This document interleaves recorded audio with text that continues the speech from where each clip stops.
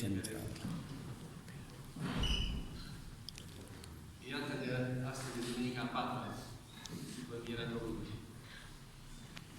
Și această duminică, dedicată ridicării slăbănorilor la Vitezda, este o duminică articunoscută.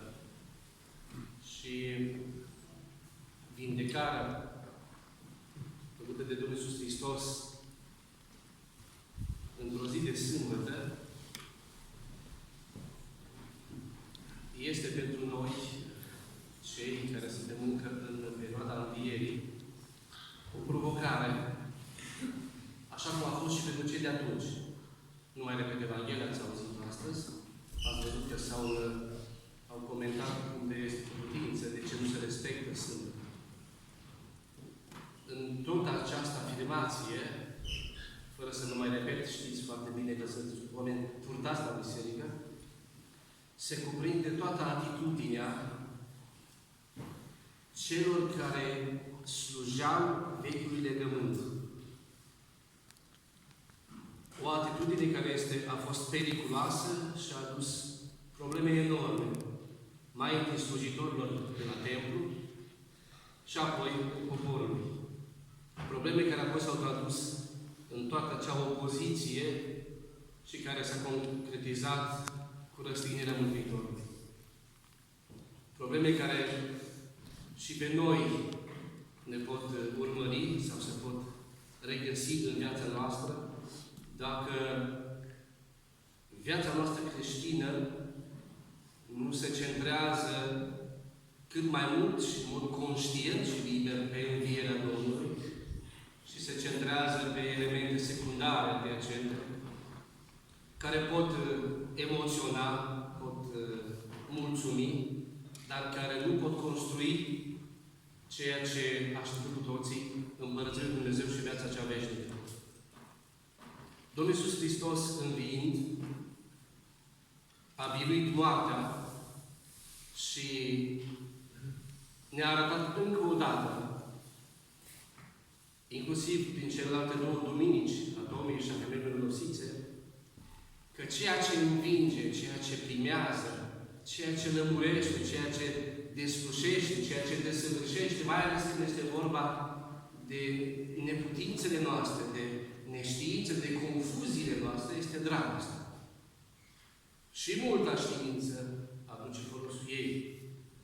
Și faptele, și dreptatea, dar dragostea este cea care umple și desăvârșește totul.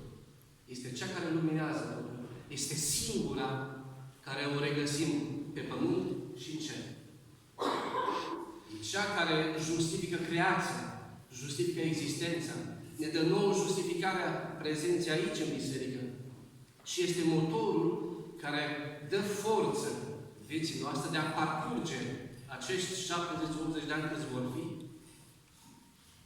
cu un sens care, cum am spus, începe aici și se continuă la nesfârșit în veșnicie. Dragostea aceasta, deși poate nu văd niciodată, se desăvârșește și se arată în învierea Domnului. Pentru că n-avea nevoie Dumnezeu de înviere. N-a avut nevoie de o demonstrație, de o lecție pentru noi. Și învierea a fost pentru noi izvorul de iubire și de lumină și întărire în chemarea aceasta de a ne desăvârși. De a ajunge din slăbănogii ce suntem, pentru că astăzi, dacă vorbim de slăbănogul la Vitezda, putem folosi această sintagmă. Chiar dacă este deja un clișeu, e un cuvânt demonetizat inclusiv în biserică, din slăbănogii ce suntem, să ajungem cu oameni vindecați, care stau drept în fața celorlalți care se socotesc drept și urmează lui Hristos. Deci acest de astăzi răspunde într-un adevăr, chiar dacă nu știa cine l-a vindecat, dar are curajul de a răspunde, fără să se simtă vinovat și să ceară iertați-mă că a fost vindecat sâmbătă, și să răspunde cu dreptate, cu curaj, în fața celor care se socoteau pe ei drepți, dar erau strâmbi. Și această creștere a noastră este posibilă datorită învierii. Cum Apostolul Pavel spunea clar că dacă Domnul Iisus n-a înviat, degeaba și adaugă foarte multe lucruri, o văduire, credință, nădejde, ce facem noi, toate sunt inutile. Învierea Domnului e cea care ne dă nouă putere, lumină și în același timp curaj de a iubi atunci când iubind știi că o învățești. Știi că poți să arăți că ești slab, că poți fi folosit, că poți fi pedepsit, că poți fi controlat. Dar iubirea este singura care dă forță fiecare om în parte și este emblema creștinismului. Nu uitați, creștinismul a reușit să atragă masele largi de atunci, din primele secole, nu prin buna organizare, nu prin bisericilor splendide, nu prin teologia eventual foarte înaltă, care mai târziu s-a lămurit, după secolul IV începând, în mod special, ci prin faptul că ei se iubeau cu adevărat pe ei înșiși și pe toți ceilalți. Și sunt mărturii scrise că mulți se minunau de forța aceasta. Cum poate cineva să iubească așa cum iubesc creștinii, inclusiv pe cei care îi prigoneau sau îi ucideau. Aceasta a fost forța care a dat coeziune și identitate bisericii creștine. Nu multă vorbire. Birea care se traducea în fapte, în rugăciune, în comportament, în manifestări. Aceasta trebuie și noi să ne apropiem. Și astăzi, ca să ascultez, omul acesta de 38 de ani aștepta vindecarea. Și stătea într-un loc unde era posibilă vindecarea. Vedea cu ochii lui că îngerul cobora din când în când, tulbura apa și care intra întâi în apă se vindeca. Așa cum Dumnezeu din când în când trimitea cu un profet la evrei, ca să-i tulbure și să-i îndrepteze, să-i întoarcă din nou la adevăr. Dacă veți citi, veți avea răbdare să citiți cu atenție Vechiul Testament, veți găsi de nenumărate ori această problemă a urcușului pentru un profet, a uciderii lui și a decăderii. Alt profet care vine, iară se ridica ochii poporul, iar decădea, de 10 și 10 de ori. Și acest om, iată, vede această lucrare cu intermitență, adaptată la timpurile de atunci, și răspunde Domnul Iisus Hristos că nu are un om care să-l ajute, deși era plin de oameni în jurul său. Dar fiecare om cu interesul său. Așa suntem și noi aproape astăzi. Fiecare cu interesul propriu. Și până la un punct este benefic. Dar noi creștini, fiind acest interes, trebuie să avem într-un fel de armonie, într-un fel de sinfonie, că suntem o orchestră. Fiecare suntem un instrument care vrea și poate să cânte în orchestra întreaga bisericii. Dar nu oricum. Căci sinfonia nu este cacofonie. Sinfonia este fiecare cu rânduiala proprie, la timp potrivit, cu intensitățile potrivite. Altfel nu este nimic. Dacă mergem o dată la un concert și vă amintiți cum înainte de a începe concertul și fiecare își încearcă instrumentul. Vă amintiți cum este? Nu ne place. Da, e un moment care sigur ne pregătește și este interesant. E ca un fel de clip psihologic. Știi că urmează ceva frumos. Dar dacă am cântat jumătate de oră așa, fiecare începând instrumentul, va pleca acasă. Dacă n-am dat cu roșii cumva în mine. Așa și biserică, să știți. Și el se plânge că nu are om, deși oamenii erau suficienți în jurul său. Dar nu l-a ajutat nimeni în starea lui de slăbănoare, nu se putea purta. Și acest lucru e bine să-l ține minte că era emblematic. Domnul Iisus Hristos face vindecările și înălțarea nu așa, știți, întâmplător. Toate au semnificațiile lor. Dar această boală acestui om, slăbănul care nu putea niciodată să umble, se referea cu siguranță la starea întregii umanități și în mod special la starea celor care, religioși fiind și credinți pe alții se conducă, nu mai putea face. Cum striga Sfântul Ilie, vă amintiți că s-au zis la vară?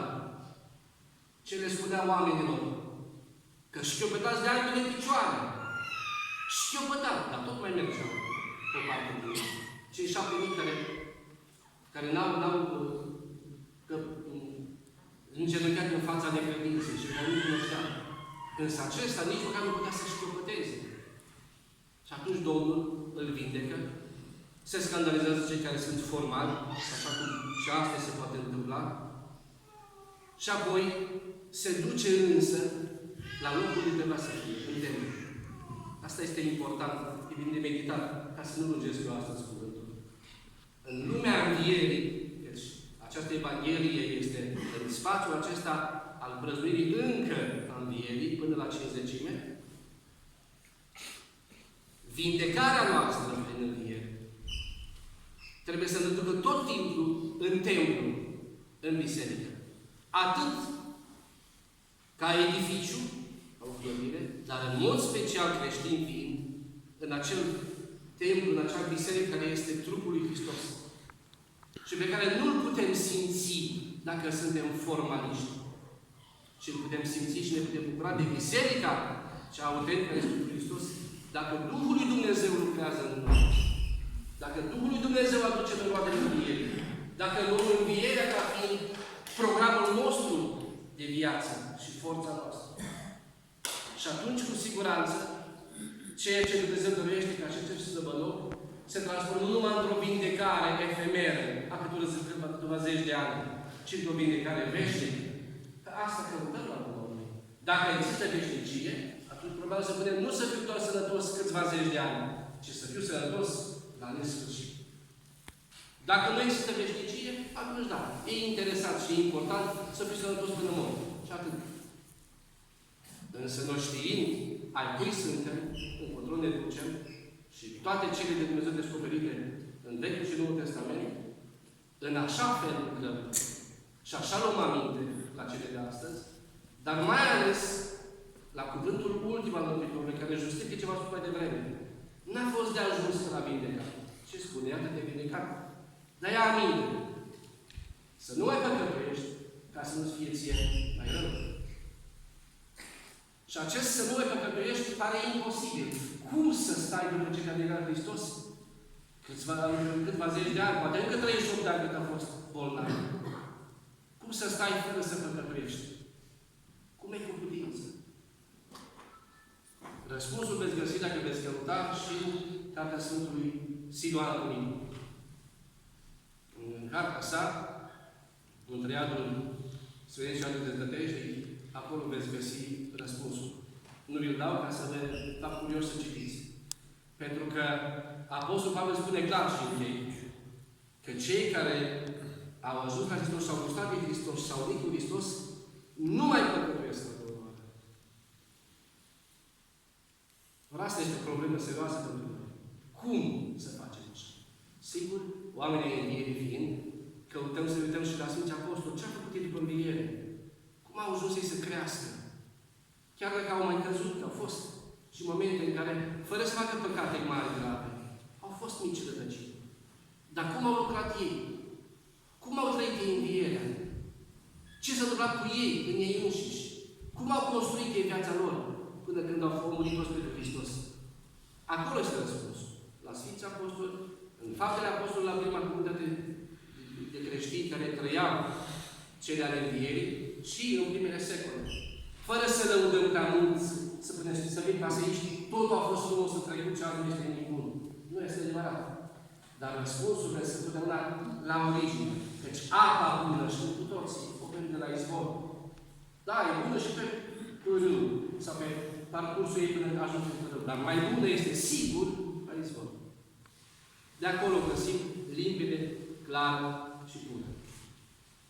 Dumnezeu să ne ajute să putem lua în serios învierea Domnului. Nu numai cântând și făcând cele care sunt siguranță frumoase și cum vorbeam și mai devreme, când se încheie și se face și un gustul și se cântă din nou Hristos a înviat. Este concluzia liturgiei noastre. E concluzia nădejdii noastre. E concluzia, dar în același timp și programul vieții noastre. Că dacă veți analiza cu atenție acest scurt cântec, Hristos a înviat și tot celelalte, veți vedea că așa este. Este și bucuria noastră, dar este și programul vieții noastre. Cum putem noi să trăim ca să fim precum Hristos? În încheiere, o foarte scurtă poezie, vreau să citesc așa, v-am dezobișnuit de ghilimele când vin de aici, scrisă de doamna Preoteasă și a fost dedicată, printre cele dedicate femeilor mironosițe, Și vreau să o citesc pentru că în felul acesta cei care au fost martori ai învierii îi înțelege ca nefiind separați de cei care au fost vindecați de Hristos. Pentru că noi, cei care suntem după înviere, cei care suntem vindecați de Dumnezeu și voim să fim vindecați de Dumnezeu, ajungem să cunoaștem și să devenim și noi martori ai învierii. Căci ridicarea din păcat, aceasta este. N-așteptăm noi să vedem din nou învierea Domnului. Dar dacă noi înviem din moarte și din păcat, simțim și înțelegem taina învierii Domnului. Altfel, o putem lăsa mai departe, o taină frumoasă, cântată, slujită frumos la bucătărie, slujită frumos în noaptea învierii, dar care poate rămâne, doar ferește, tot exterioară. Poezia se numește subțire taină. Eu n-am văzut pe cel de fulger, ce groapa a vădit-o goală, și piatra grea, pecetluită, a rușinoat-o ca ușoară. Nici pe iudei și toată parza nu i-am văzut, zăcând ca morți, când le-a vădit tovărășia adunătură de netoți. Oare, venită să slujească unor femei ce sunt pe drum, vor să plinească rânduiala și se întreb cerminte cum? Văzut am astfel groapa goală și locul unde Domnul a stat, zac giungiurile de îngropare, fără de trup că s-a sculat. Eu n-am văzut, dar port în suflet, precum femeile cu mir, un licăr de lumină albă, subțire taină, ca un fir. E dragostea care unește pe cei ce cred în înviere și aduce îngeri spre slujire când piatra e grea și nu-i putere. Hristos a